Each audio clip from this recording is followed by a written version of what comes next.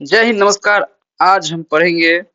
आज से हम शुरू करने जा रहे हैं इंडियन ज्योग्राफी को। आज हम पढ़ेंगे इंडियन ज्योग्राफी यानी कि भारत का भूगोल। भारत के भूगोल से जितने भी बीपीएससी पीटी के एग्जाम्स में आज तक क्वेश्चन पूछे हुए हैं, उस सभी प्रश्न को देखेंगे शुरू से शुरू करते हुए, और अलग अलग वीडियो में अलग अलग टॉपिक से जितने भी प्रश्न पूछे गए हैं विगत 33 वर्षों में, उस सब को हम देखने वाले हैं। तो चलिए शुरू करते हैं। सबसे पहले आज के इस BPSC PTPIQ series Indian geography subject के पहले वीडियो में आज हम देखेंगे भारत के क्षेत्रफल से जितने प्रश्न आए हैं उसको, उसके बाद भारत का जो अक्षांशीय विस्तार है, देशांतरीय विस्तार है, उससे प्रश्न, उसके बाद मानक समय जो होता है उससे, भारत के सीमावर्ती देश जैसे पाकिस्तान, अफगानिस्तान, बांग्लादेश, म्यांमार, नेपाल, इस सब से जितने भी प्रश्न आए हैं उसको देखेंगे। उसके बाद भौतिक विभाजन से प्रश्न देखेंगे। भौतिक विभाजन में जो भारत का जो प्राकृतिक प्रदेश है, जो संरचनाएं हैं, हिमालयन रीजन, पर्वतीय प्रदेश, इस सब के बारे में देखेंगे। उसके बाद देखेंगे तटीय भाग कि भारत का तटीय भाग कितना है, क्या है, उस सब से जितने भी प्रश्न आए हुए हैं अब तक उस सब को देखेंगे। और अंत में अरब सागर के जितने भी द्वीप समूह हैं उससे जितना भी प्रश्न आया है अब तक उसको देखेंगे। चलिए शुरू करते हैं। सबसे पहले जानते हैं, सबसे आज के पहले प्रश्न को देखते हैं। सबसे पहला प्रश्न क्या है? सबसे पहला जो प्रश्न है वो क्षेत्रफल से है भारत के भूगोल में। और सबसे पहला ही प्रश्न है कि भारत का क्षेत्रफल संसार के क्षेत्रफल का 2.4% है, परंतु इसकी क्या कहता है ऑप्शन, संपूर्ण मानव जाति का 16% जनसंख्या, संपूर्ण मानव जाति का 17% जनसंख्या, संपूर्ण मानव जाति का 18% जनसंख्या, और चौथा ऑप्शन है कि संपूर्ण मानव जाति का 28% जनसंख्या है। तो भारत का जो क्षेत्रफल है पूरे संसार के क्षेत्रफल का, वो 2.4%। ठीक है, ठीक है। और भारत का जो जनसंख्या है पूरे संपूर्ण मानव जाति का, वो जनसंख्या है 17.5%। तो इस ऑप्शन में जो उसके सबसे करीबी ऑप्शन है वो है 17%। तो ऑप्शन नंबर बी इस प्रश्न का क्या हो जाएगा? सही उत्तर हो जाएगा। संपूर्ण मानव जाति का 17% जनसंख्या है भारत का। ठीक है, और क्षेत्रफल पूरे दुनिया के क्षेत्रफल का 2.4%। ठीक। अगर भारत के क्षेत्रफल की बात की जाए कि वर्ग किलोमीटर में कितना है, तो भारत का क्षेत्रफल है 32,87,263 वर्ग किलोमीटर। ठीक है, और ये जो 17.5% जनसंख्या है संपूर्ण विश्व की जनसंख्या का, भारत की जनसंख्या, वो वर्ष 2011 की जनगणना के अनुसार दिया गया है। ठीक।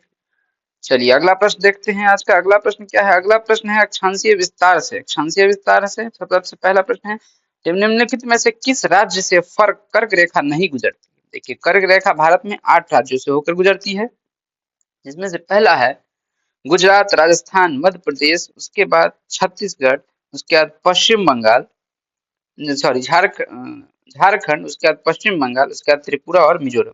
ठीक। भारत में कर्क रेखा कितने राज्यों से गुजरती है? तो 8 राज्यों से गुजरती है। ठीक, किस किस से? तो गुजरात, राजस्थान, मध्य प्रदेश, छत्तीसगढ़, झारखंड, पश्चिम बंगाल, त्रिपुरा और मिजोरम। तो इसमें से कौन सा राज्य से नहीं गुजरती है? तो राजस्थान से गुजरती है, त्रिपुरा से गुजरती है, उड़ीसा से नहीं गुजरती है। तो ऑप्शन नंबर बी इस प्रश्न का क्या हो जाएगा? बिल्कुल ही सही उत्तर हो जाएगा। ठीक है, अगला प्रश्न की बात करें तो अगला प्रश्न देख लेते हैं। अगला प्रश्न है, भारत विस्तृत है। भारत विस्तृत है, जैसे जैसे भारत का जो अक्षांशीय विस्तार है, ठीक, और भारत का जो देशांतरीय विस्तार है वो कितना है? जैसे भारत का, ठीक है, जैसे भारत का जो नक्शा है, भारत की जो स्थिति है वो उत्तरी गोलार्ध में है, उत्तरी पूर्वी गोलार्ध में है, और उसमें अक्षांशीय विस्तार कितना है, ठीक, और देशांतरीय विस्तार कितना है। तो सबसे पहले हम देखते हैं ऑप्शन में क्या है। ऑप्शन में 37 डिग्री 17 अंश 53, उत्तरी से 8 डिग्री 6 अंश, दक्षिण के बीच बिल्कुल नहीं। देखिए, भारत का जो स्थिति है वो हमारे पृथ्वी, हमारा जो पृथ्वी है उसका बीचे बीच विषुवत रेखा मानते हैं 0 डिग्री पे, और ये हो जाएगा उत्तरी गोलार्ध, और ये हो गया दक्षिणी गोलार्ध। तो भारत की स्थिति उत्तरी गोलार्ध में है। ठीक है, और उत्तरी गोलार्ध में भी भारत की जो स्थिति है उत्तर पूर्वी गोलार्ध में है। ठीक है, उत्तर पूर्वी गोलार्ध में। ठीक, तो भारत की स्थिति जो है उत्तरी पूर्वी गोलार्ध में 8 डिग्री 4 अंश से 8 डिग्री 4 अंश से, 8 डिग्री कितना, 4 अंश से, 4 अंश उत्तर से, ठीक है, ऐसे में ऐसा ऐसा वाला कार्य, ठीक, उत्तर से, ठीक, उत्तरी अक्ष से 37 डिग्री 6 अंश तक है, 37 डिग्री 6 अंश तक ये उत्तरी अक्षांशीय विस्तार है, ठीक। अगर हम पूर्वी देशांतरी की बात करें, देशांतरीय की बात करें, तो इसमें है 68 डिग्री 7 अंश से 97 डिग्री 25 अंश पूर्वी देशांतरी विस्तार, ठीक। तो इसमें जितने भी ऑप्शन है उसमें किसी भी ऑप्शन में यह नहीं लिखा हुआ है, तो ऑप्शन नंबर डी इसका सही उत्तर हो जाएगा, उपयुक्त में से कोई नहीं, ठीक।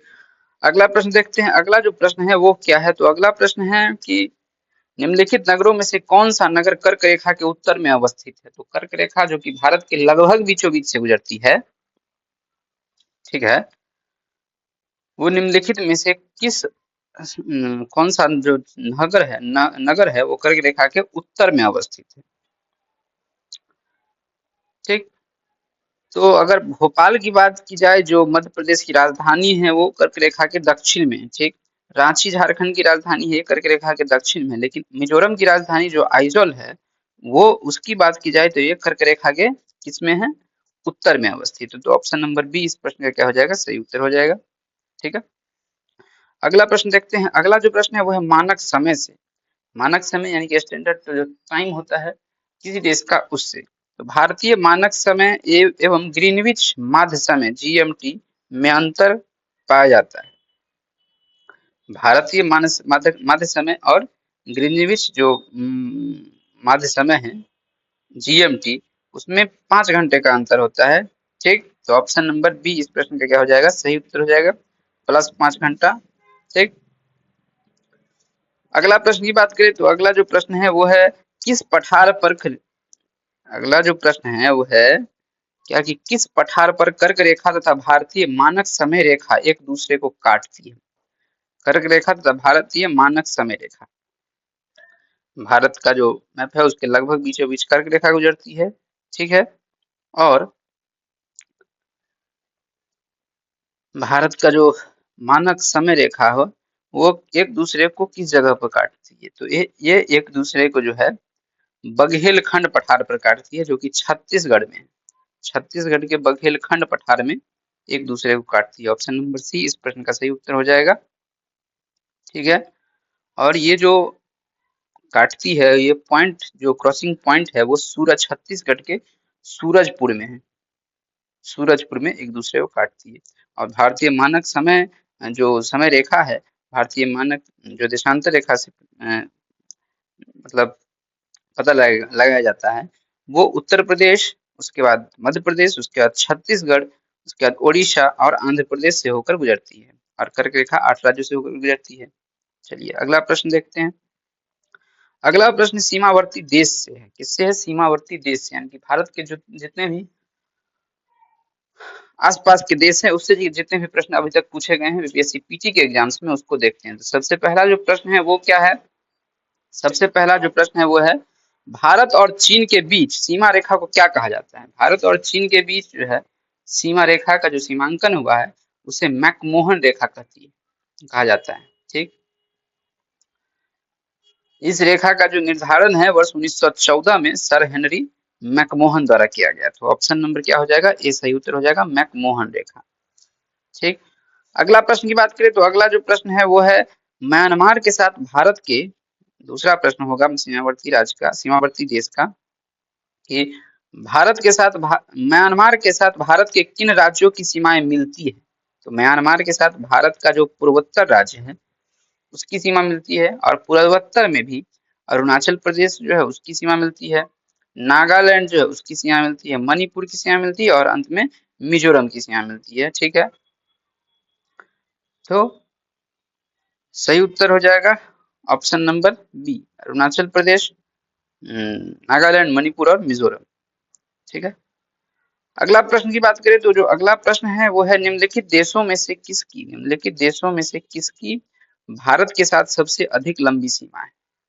तो भारत का जो सबसे लंबा स्थलीय सीमा है वो देश है, लगता है वो देश है बांग्लादेश। बांग्लादेश से भारत का लगभग 4000 से अधिक, 4096 लगभग में उतना जो है सो सीमा लगती है। तो सबसे ज्यादा स्थलीय सीमा लगती है किससे? बांग्लादेश से। तो ऑप्शन नंबर सी इस प्रश्न का क्या हो जाएगा? सही उत्तर हो जाएगा। ठीक है। और भारत बांग्लादेश से किन किन राज्यों का सीमा लगता है? तो असम, पश्चिम बंगाल, मिजोरम, मेघालय और त्रिपुरा। अब हम प्रश्न देखेंगे भौतिक विभाजन से।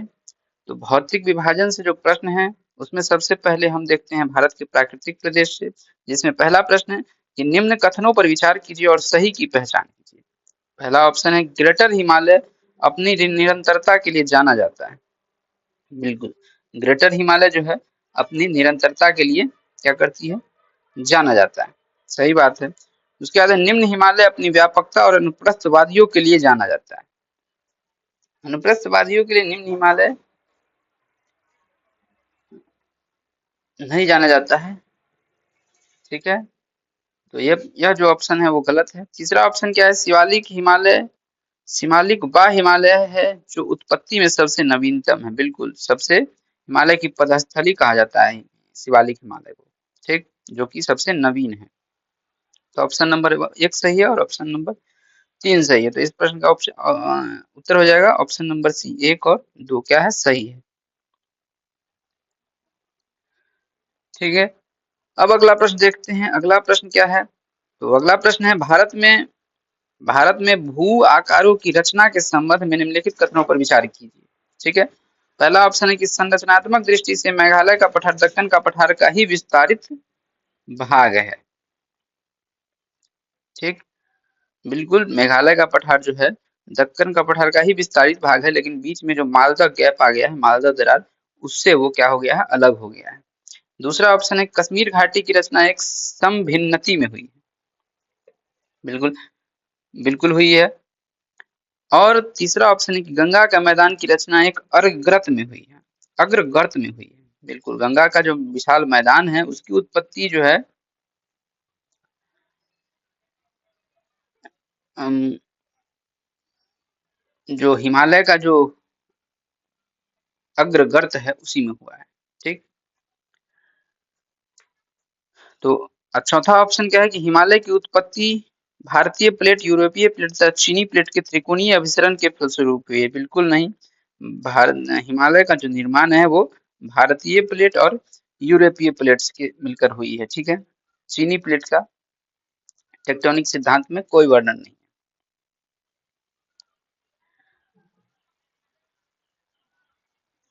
चीनी प्लेट का कोई चीनी प्लेट का कोई बात ही नहीं है। तो ऑप्शन नंबर डी गलत, 4 नंबर गलत है। तो कौन सा सही है? तो 1, 2 और 3, 1, 2 और 3। तो ऑप्शन नंबर ए सही हो जाएगा। कौन सा सही है? 1, 2 और 3। अगला प्रश्न की बात करें तो जो अगला प्रश्न है वो है निम्नलिखित में से कौन सा जिला धारवाड़ भूस्तरीय रचना वाला नहीं है? बिहार के परिप्रेक्ष्य में प्रश्न है कि निम्नलिखित में से कौन सा जिला है जो धारवाड़ भूस्तरीय रचना वाला नहीं है? ठीक है, तो वो कौन सा जिला है? तो वह रोहतास है। ठीक है, जो कि दक्षिणी बिहार में है रोहतास। ठीक,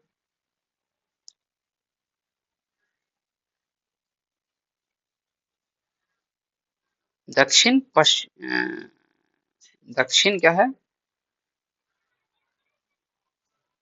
बिहार का जो दक्षिण पश्चिम का जो भाग है वो विंध्य प्रकार की भूस्तरीय रचना वाला पाया जाता है। और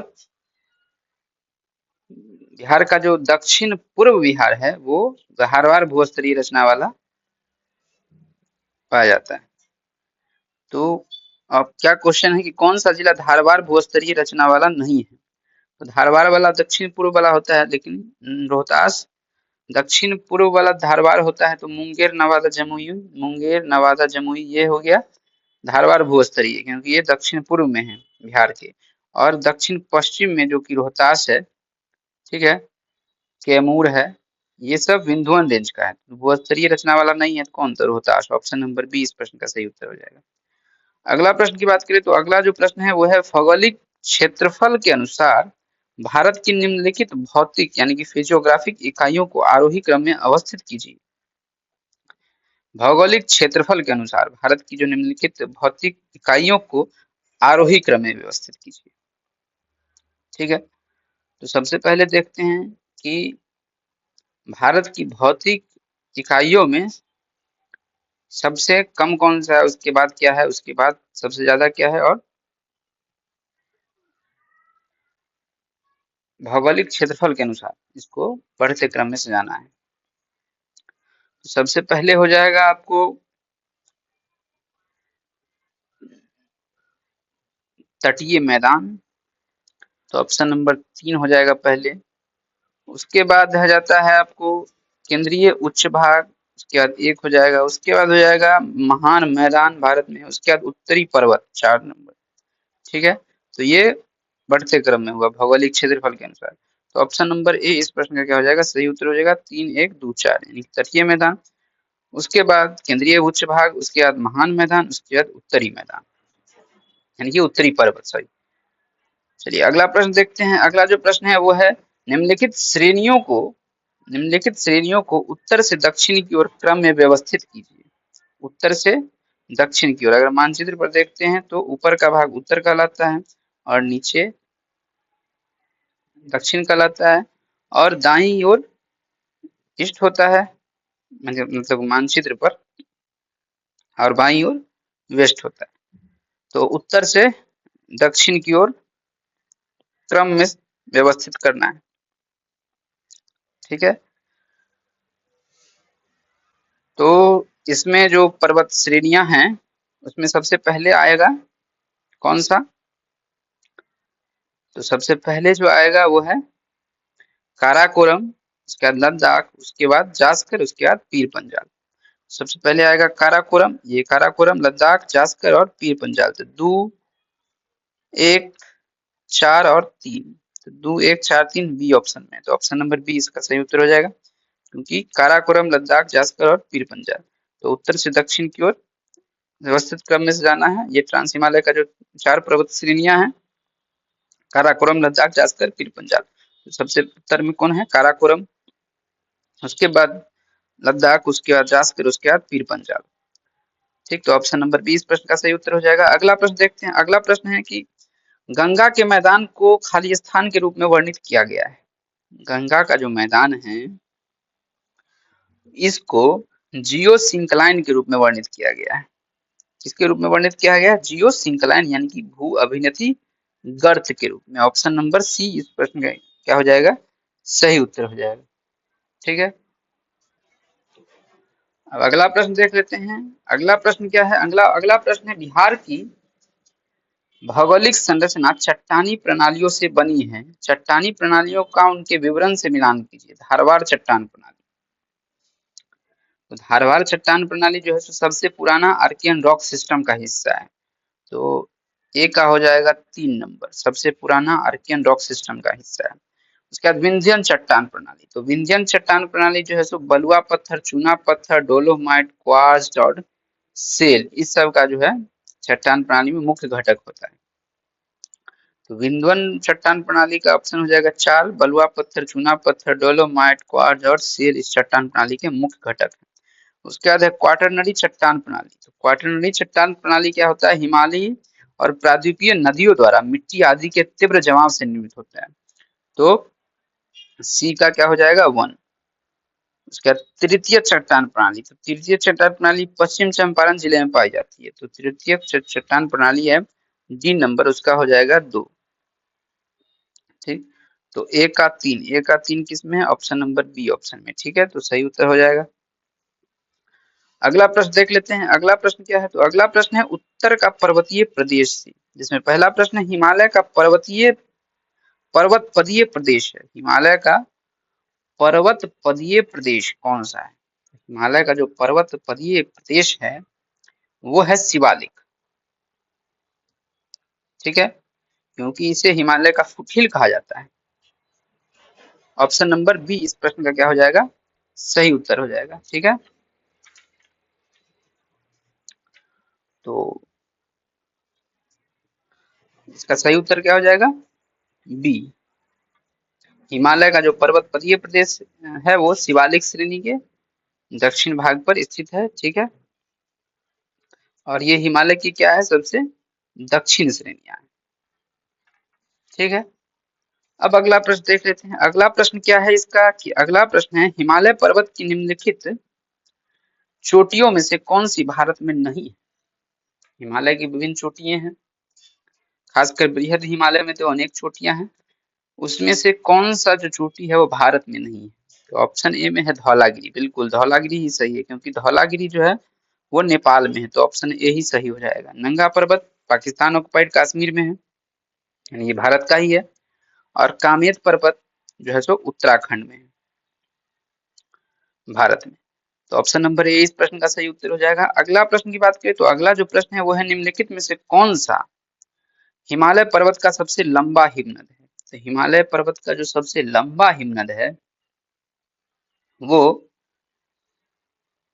वो है बतुरा हिमनद, 57 किलोमीटर का। ठीक, लेकिन जब बीपीएससी ने इस प्रश्न को पूछा था तो उसका जो आंसर किया था उसमें जो है इस प्रश्न का जो उत्तर था वो था हिस पर 49 किलोमीटर जिसकी लंबाई है। तो ऑप्शन नंबर सी, जिसका लंबाई कितना है 49।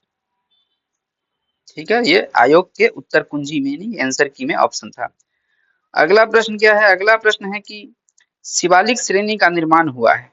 शिवालिक श्रेणी का निर्माण किस चीज से हुआ है, किस पीरियड में हुआ है? तो सेनोजोइक में हुआ है। ऑप्शन नंबर डी इस प्रश्न का सही उत्तर हो जाएगा कि शिवालिक जो कि बाह्य हिमालय है उसका निर्माण सीनोजोइक महाकल्प के नियोसीन कल्प के प्लायोसीन युग 2.58 से 5.33 मिलियन वर्ष पूर्व पहले हुआ है। अगला प्रश्न की बात करें तो अगला जो प्रश्न है वो है बृहद हिमालय अर्थात हिमाद्री। बृहद हिमालय अर्थात हिमाद्री के पूर्वी छोर पर क्या है? बृहद हिमालय के जो पूर्वी छोर पर है वह है नामचा बरवा। तो ऑप्शन नंबर डी इस प्रश्न का क्या हो जाएगा? सही उत्तर हो जाएगा नामचा बरवा। ठीक है, अगला प्रश्न की बात करें तो अगला जो प्रश्न है वो है निम्न पर्वत श्रेणियों में निम्न निम्न हिमालय पर्वत श्रेणियों में से किस पर्वत श्रेणी को अटल टनल पार करती है? तो अटल जो टनल है वो पीर पंजाल श्रेणी को पार करती है। पीर पंजाल श्रेणी में 9.02 किलोमीटर का एक टनल बना गया है जो कि लेह मनाली हाईवे पर जो है हिमाचल प्रदेश में बनाई गई है, जो कि लाहौल स्पीति से लद्दाख को कनेक्ट करती है। तो ये पीर पंजाल रेंज में किस रेंज में है? तो पूर्वी पीर पंजाल में। तो ऑप्शन नंबर डी इस प्रश्न का क्या हो जाएगा? बिल्कुल सही उत्तर हो जाएगा। बॉर्डर रोड ऑर्गेनाइजेशन ने इसे बनाया है और 2020 में इसका उद्घाटन हुआ है। अगला प्रश्न की बात करें तो अगला जो प्रश्न है वो है अटल सुरंग रोहतांग हिमाचल प्रदेश की लंबाई कितनी है? अटल सुरंग की जो लंबाई हमने बताया 9.02 किलोमीटर है। तो ऑप्शन नंबर बी इस प्रश्न का क्या हो जाएगा? बिल्कुल सही उत्तर हो जाएगा। अगला प्रश्न की बात करें तो जो अगला प्रश्न है वो है दक्षिण एवं मध्य भारत की पर्वत श्रेणियां एवं पहाड़ियों से प्रश्न। ठीक, तो इसमें सबसे पहला प्रश्न है कि निम्नलिखित पर्वत श्रेणियों में से कौन गंगा के मैदान एवं दक्कन पठार को विभाजित करता है?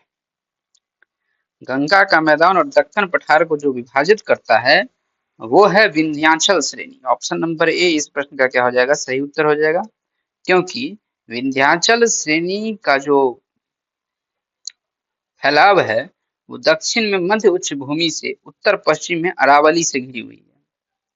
ठीक है, और यह श्रेणी गंगा के मैदान एवं दक्कन पठार को क्या करती है? विभाजित करती है, विंध्याचल श्रेणी। अगला प्रश्न की बात करें तो अगला जो प्रश्न है वो है निम्नलिखित किस पहाड़ी पर पूर्वी घाट पश्चिमी घाट से मिलता है? पूर्वी घाट जो है पश्चिमी घाट से किस पहाड़ी पर मिलता है? जो तो भारत का जो पूर्वी घाट और पश्चिमी घाट और पूर्वी घाट ये मिलता है नीलगिरी पर। कहाँ पे मिलती है? तो नीलगिरी पर। तो ऑप्शन नंबर सी इस प्रश्न का क्या हो जाएगा? सही उत्तर हो जाएगा। ठीक है, और इसकी जो सबसे ऊंची चोटी है वो है डोडा बेटा, 2637 मीटर ऊंचा है। ठीक, दक्षिण भारत, दक्षिण भारत में नीलगिरी पहाड़ी। ठीक है, अब अगला प्रश्न देख लेते हैं। अगला जो प्रश्न है वो है, जहां पूर्वी घाट और पश्चिमी घाट मिलते हैं वहां निम्नलिखित में से कौन सी पहाड़ियां अवस्थित है। यही प्रश्न को घुमा के पूछा गया था, वो प्रश्न पूछा गया था 60 से 62वीं बीपीएससी में, और ये प्रश्न पूछा गया है 43rd बीपीएससी में। तो प्रश्न सेम ही है, केवल लैंग्वेज घुमा होगा। तो इसका ऑप्शन क्या हो जाएगा? ऑप्शन नंबर सी, नीलगिरी पहाड़ियां, बिल्कुल सही उत्तर हो जाएगा। अगला प्रश्न की बात करें तो जो अगला प्रश्न है वह भारतीय समुद्र शास्त्रियों ने अरब सागर के तल में बंबई से पश्चिम दक्षिण में लगभग 455 किलोमीटर दूर एक नए 1505 मीटर ऊंचे पर्वत की खोज की है। इस पर्वत का नाम रखा गया है, क्या नाम रखा गया भैया? तो देखिए, भारतीय जो समुद्र शास्त्र है वो क्या कहते हैं उसको, बंबई से पश्चिम दक्षिण में यानी कि अरब सागर में एक पर्वत का खोज किया जिसका नाम रखा गया है रमन सागर पर्वत। ठीक, तो ऑप्शन नंबर बी इस प्रश्न का क्या हो जाएगा? सही उत्तर हो जाएगा। और ये नाम जो है प्रसिद्ध वैज्ञानिक जो थे, महान वैज्ञानिक सीवी रमन, उनके नाम पर रखा गया है।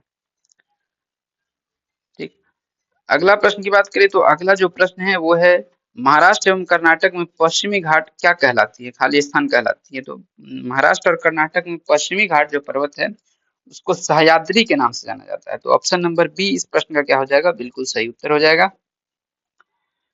अगला प्रश्न की बात करें तो अगला प्रश्न है, कन्याकुमारी से सटी पहाड़ियां हैं। कन्याकुमारी जो कि भारत के मुख्य भूमि का सबसे दक्षिणतम बिंदु है, उसका जो सबसे दक्षिणतम बिंदु है कन्याकुमारी, उससे सटा हुआ पहाड़ियां हैं वो है कार्डेमम की पहाड़ी, इलायची की पहाड़ी। तो ऑप्शन नंबर सी इस प्रश्न का सही उत्तर हो जाएगा, कार्डेमम की पहाड़ी। ठीक है, पश्चिमी घाट पर्वत हिमालय के बाद भारत की दूसरी सबसे लंबी पर्वत श्रेणी है।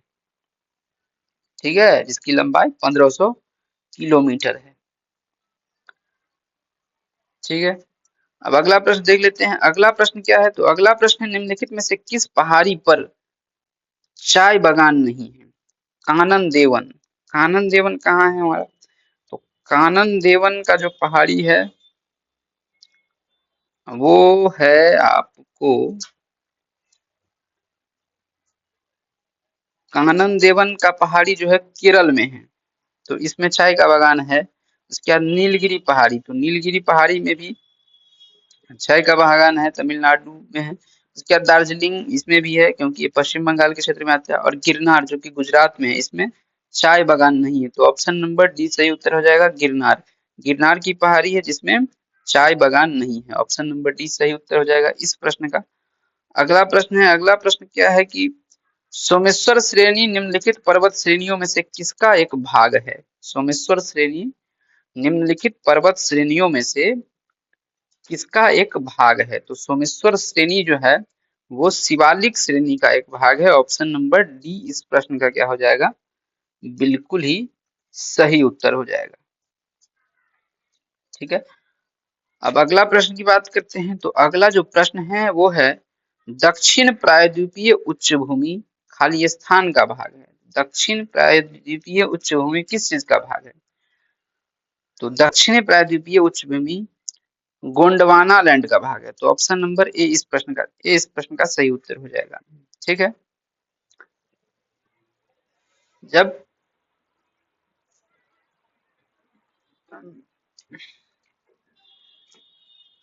देखिए, पृथ्वी जब जियोड थे, जियोड में दो भाग, उत्तरी वाला भाग को हम लोग कहते थे गोंडवाना लैंड, और दक्षिणी जो भाग था उसको हम लोग कहते थे अंगारा लैंड। ठीक, और बीच में था तेथिस सागर। तेथिस सागर के भूसंधि से हिमालय का निर्माण हुआ है।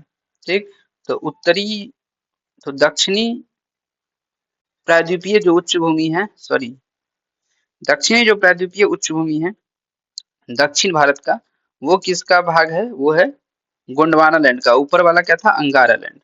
ठीक, तो उत्तरी भारत जो है अंगारा लैंड से बना हुआ है और दक्षिणी भारत गोंडवाना लैंड से। तो दक्षिणी प्रायद्वीपीय उच्चभूमि किससे है? गोंडवाना लैंड से। ऑप्शन नंबर ए इस प्रश्न का सही उत्तर हो जाएगा। अगला प्रश्न देखते हैं। अगला प्रश्न क्या है कि अन्नामलाई इलायची की पहाड़ी और पालनी की पहाड़ी मिलती है। अन्नामलाई इलायची की जो पहाड़ी है और पालनी की पहाड़ी कहाँ मिलती है? तो ये अनाईमुड़ी में जाकर मिलती है। ऑप्शन नंबर ए इस प्रश्न का सही उत्तर हो जाएगा। अनाईमुड़ी जो है सो भारत की पश्चिमी घाट की पर्वतमाला है और यह केरल के एर्नाकुलम जिला और इडुक्की जिला जो है उसमें स्थित है। यहाँ पर क्या है? अन्नामलाई इलायची की पहाड़ियां और पालनी की पहाड़ियां मिलती हैं। ठीक, अन्नामलाई की पहाड़ियां, इलायची की पहाड़ियां और पालनी की पहाड़ियां मिलती है कहाँ? अनाईमुड़ी में। ऑप्शन नंबर ए इस प्रश्न का सही उत्तर हो जाएगा। अगला प्रश्न की बात करें तो अगला जो प्रश्न है वो है पर्वत चोटियों से। पर्वत चोटियों में सबसे पहला जो प्रश्न है वो है कि भारत की सर्वोच्च चोटी कौन सी है? तो भारत की जो सर्वोच्च चोटी है वो है गॉडविन ऑस्टिन, जो कि K2 के कहते हैं। K2 यानी कि गॉडविन ऑस्टिन। ठीक है, और ये वर्तमान में पाकिस्तान ऑक्युपाइड कश्मीर में। ठीक, लेकिन ये भारत के वर्तमान केंद्र शासित प्रदेश लद्दाख में आता है। ठीक है, वर्तमान में पाकिस्तान का अवैध कब्जा है इस पर। अगला प्रश्न की बात करें तो अगला प्रश्न है निम्नलिखित में से कौन सा युवा वलित पर्वत नहीं है? कौन सा युवा वलित पर्वत नहीं है? तो युवा वलित पर्वत जो है, वलित पर्वत कौन सा पर्वत होता है? तो वलित पर्वत जो पृथ्वी की परत के ऊपरी भाग में वलन के फलस्वरूप बनते हैं उसको वलित पर्वत कहते हैं। ठीक है, तो वलित पर्वत दो प्रकार का होता है, नवीन वलित पर्वत और प्राचीन वलित पर्वत। प्राचीन वलित पर्वत में आता है, नवीन वलित पर्वत में आता है हिमालय और आल्प्स। ठीक है, और प्राचीन वलित पर्वत में आता है अरावली भारत का और अपलेशियन उत्तरी अमेरिका का और यूराल रूस का। तो कौन सा युवा वलित पर्वत नहीं है? तो हिमालय युवा वलित पर्वत है और आल्प्स युवा वलित पर्वत है। लेकिन वलित पर्वत नहीं है युवा, माने कि प्राचीन वलित पर्वत कौन सा है? तो अरावली है और अपलेशियन है और यूराल है। तो इसमें ऑप्शन ए भी सही है और ऑप्शन सी भी सही है, क्योंकि अरावली और अपलेशियन दोनों ही प्राचीन वलित पर्वत है, युवा वलित पर्वत नहीं है। ठीक, तो इसका ऑप्शन हो जाएगा उपयुक्त में से एक से अधिक। ऑप्शन नंबर डी इसका सही उत्तर हो जाएगा। अगला प्रश्न देखते हैं। अगला प्रश्न क्या है? हिमरेखा एवं हिमनद से। तो सबसे पहला प्रश्न है इसमें, हिमालय में हिमरेखा निम्न में से किस निम्न के बीच होती है? हिमालय में जो हिमरेखा है वो 5500 से 6000 मीटर तक होती है। ठीक है, तो इसका ऑप्शन सही उत्तर क्या हो जाएगा? और ये कहाँ होती है? तो ये होती है पूर्व में। तो ऑप्शन नंबर ए इस प्रश्न का क्या हो जाएगा? सही उत्तर हो जाएगा। ठीक है, अगला प्रश्न की बात करें तो अगला जो प्रश्न है वो है निम्नलिखित क्षेत्रों में किसकी न्यून हिम रेखा है? सबसे कम हिम रेखा किसकी है?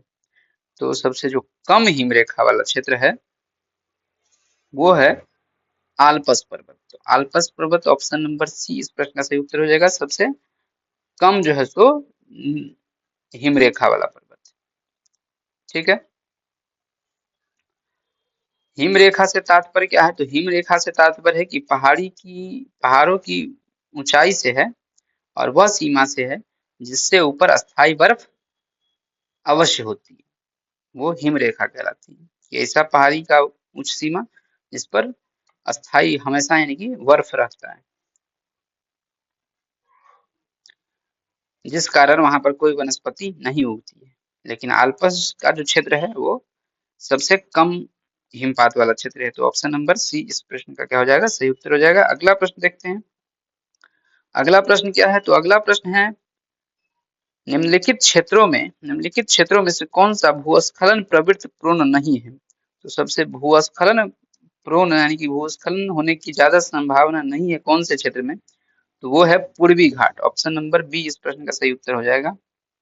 ठीक है, पूर्वी घाट में ज्यादा भूस्खलन की समस्या नहीं होती है। ठीक, अगला प्रश्न की बात करें तो अगला जो प्रश्न है वो है लीखा पानी हिमनद। लीखा पानी हिमनद भारत के निम्नलिखित में से किस राज्य में स्थित है? तो लीखा पानी हिमनद जो है सही है अरुणाचल प्रदेश में स्थित है। ऑप्शन नंबर ए इस प्रश्न का क्या हो जाएगा? सही उत्तर हो जाएगा। ठीक है, और ये कहाँ पे है? भारत और म्यांमार के सीमा पर स्थित है। सिक्किम में दो दर्रे फेमस है, कौन कौन से? नाथुला और जयलेपला। और हिमाचल प्रदेश की बात करें तो यहाँ तीन दर्रे फेमस है, रोहतांग, बारालाचला और सिपकिला। तो ऑप्शन नंबर इस प्रश्न का ए सही उत्तर हो जाएगा। वर्तमान में अगला प्रश्न की बात करें तो अगला जो प्रश्न है वो है पठार से। पठार में पहला प्रश्न है कि भारत के अतिरिक्त प्रायद्वीपीय पठार निर्मित हुई है। भारत के अतिरिक्त प्रायद्वीपीय पठार निर्मित हुए हैं। जितने भी भारत के प्रायद्वीपीय पठार है वो सेनोजोइक महाकल्प में भी निर्मित हुए। तो ऑप्शन नंबर डी इस प्रश्न का क्या हो जाएगा? सही उत्तर हो जाएगा, सेनोजोइक महाकल्प में। ठीक है, अगला प्रश्न की बात करें तो अगला जो प्रश्न है वो है छोटा नागपुर पठार। छोटा नागपुर पठार क्या है? एक अग्र गंभीर है या एक पदस्थली है, एक गर्त है या संप्राय भूमि है? तो छोटा नागपुर का जो पठार है वो एक अग्र गंभीर है, अग्र गंभीर है।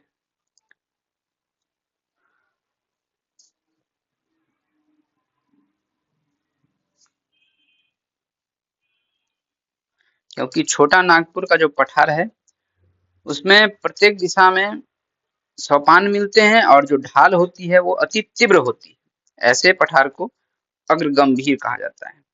तो ऑप्शन नंबर ए इस प्रश्न का क्या हो जाएगा? सही उत्तर हो जाएगा। अगला प्रश्न देखते हैं। अगला प्रश्न है दंडकारण्य क्षेत्र किस राज्य में स्थित है? दंडकारण्य क्षेत्र जो है वो भारत के मध्यवर्ती भाग में स्थित है। ठीक है, इसमें इसमें मुख्यतः उड़ीसा आते हैं, ठीक, उसके बाद छत्तीसगढ़ आते हैं, उसके बाद क्या कहते हैं उसको, तेलंगाना आते हैं, महाराष्ट्र आते हैं, आंध्र प्रदेश भी आते हैं। तो उड़ीसा, छत्तीसगढ़, तेलंगाना, आंध्र प्रदेश सब आते हैं दंडकारण्य क्षेत्र में भारत के। तो इसका सही उत्तर हो जाएगा उपयुक्त में से एक से अधिक, ऑप्शन नंबर ई।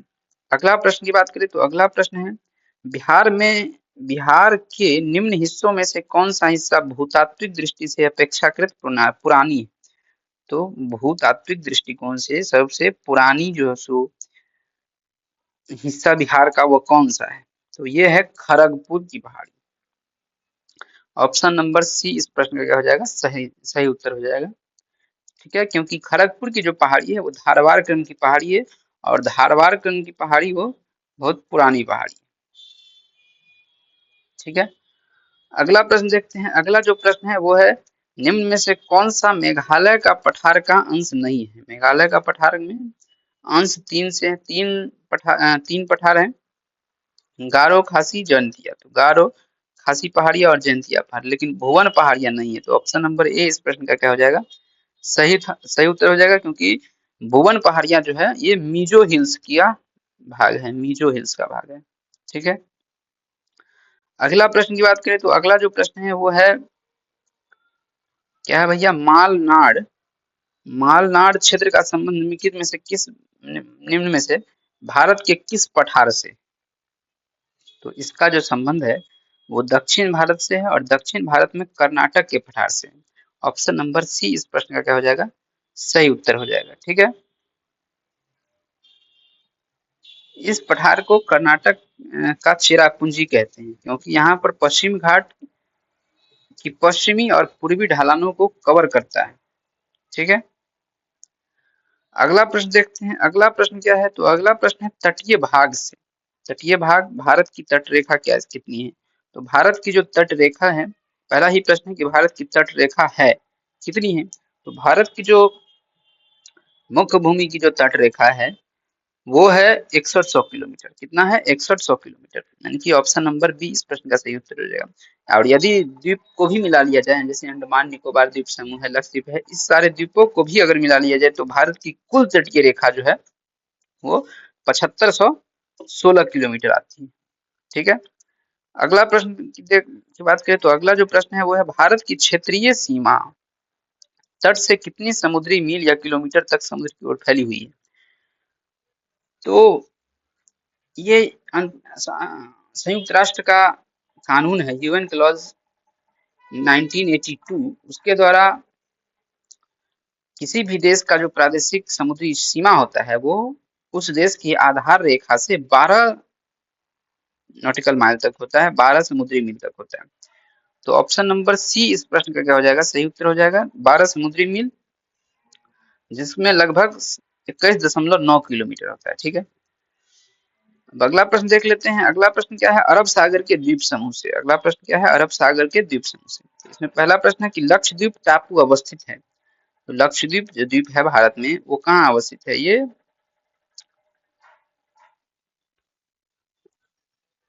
यह जो है दक्षिण पश्चिम भारत में। कहाँ अवस्थित है, तो दक्षिण पश्चिम भारत में। जैसे भारत है तो भारत का जो दक्षिण क्षेत्र है और यहाँ पर लक्षद्वीप है, तो ये भारत का दक्षिण और ये पश्चिम। ठीक है, तो दक्षिण पश्चिम में हो गया लक्षद्वीप। तो ऑप्शन नंबर ए इस प्रश्न का क्या हो जाएगा, सही उत्तर हो जाएगा। और ये किस सागर में है, तो ये अरब सागर में। ठीक है, अगला प्रश्न की बात करें तो अगला जो प्रश्न है वो है लक्षद्वीप में कितने द्वीप हैं। तो लक्षद्वीप 36 द्वीपों का एक द्वीप समूह है। तो ऑप्शन नंबर सी इस प्रश्न का सही उत्तर हो जाएगा। ये भारत का जो मुख्य भूमि है केरल के कोच्चि से सटा हुआ है, वहां से लगभग 200 से 400 किलोमीटर की दूरी पर इसका विस्तार पूरा हुआ है लक्षद्वीप का। ठीक है, और लक्षद्वीप का जो क्षेत्रफल है वो मात्र 32 वर्ग किलोमीटर है। ठीक है, और इसमें द्वीप की संख्या कितनी है, 36 है। ये सारे द्वीप जो है मोस्टली लगभग में वो अति क्या कहते हैं उसको, कोरल रीफ से बना हुआ है। किस चीज से बना हुआ है, कोरल रीफ से बना हुआ है, ये प्रवाल भित्ति से बना हुआ है। अगला प्रश्न की बात करें तो अगला जो प्रश्न है वो है द्वीपों का समूह लक्षद्वीप। ए ऑप्शन प्रवाल उत्पत्ति का है, बिल्कुल सही बात है। अब अभी अभी हमने कहा था कि ये प्रवाल भत्ती यानी कि कोरल रीफ से बना हुआ है। तो ऑप्शन नंबर ए इस प्रश्न का क्या हो जाएगा, सही उत्तर हो जाएगा। अगला प्रश्न की बात करें तो अगला जो प्रश्न है वो है निम्नलिखित में से किस क्षेत्र में प्रवाल भित्ति नहीं पाई जाती। कैंपे की पहाड़ी, कैंपे की पहाड़ी में प्रवाल भित्ति नहीं पाई जाती है। मन्नार की खाड़ी में पाई जाती है, कच्छ की खाड़ी में पाई जाती है, लक्ष और मिनिकॉय द्वीप में पाई जाती है, लेकिन कैंपे की पहाड़ी में नहीं पाई जाती। तो ऑप्शन नंबर कैंपे की खाड़ी में नहीं पाई जाती है, तो ऑप्शन नंबर ए इस प्रश्न का सही उत्तर हो जाएगा, जिसमें प्रवाल भित्ति नहीं पाई जाती। तो ये आज के 51वें प्रश्न थे। 51 प्रश्न आज हमने देखे बीपीएससी पीटी के एग्जाम्स में। ज्योग्राफी में यानी कि इंडियन ज्योग्राफी से आए हुए विभिन्न टॉपिक से जो प्रश्न पूछे गए हैं उस सब को नेक्स्ट हम भारत के जितने भी राज्य है, केंद्र शासित प्रदेश हैं, उस सब से आने वाले सब से जितने भी प्रश्न पूछे गए हैं अब तक बीपीएससी पीटी के एग्जाम्स में, उसको देखेंगे। तब तक के लिए धन्यवाद, नमस्कार, जय हिंद।